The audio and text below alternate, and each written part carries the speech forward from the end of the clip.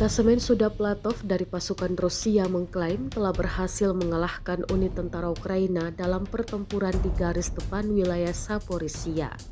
Dalam operasi tersebut, pasukan Rusia disebut menggunakan berbagai jenis persenjataan berat, termasuk peluncur rudal, roket, granat, artileri, serta drone serang untuk menghantam posisi pasukan Ukraina. Rekaman yang diunggah melalui saluran Telegram resmi Rabu 4 Juni 2025 memperlihatkan ledakan besar yang menghancurkan posisi serta peralatan militer Ukraina di lokasi yang tidak disebutkan secara rinci. Hingga saat ini, belum ada pernyataan resmi dari pihak Ukraina terkait klaim tersebut. Situasi di garis depan Zaporizhia dilaporkan masih berlangsung tegang.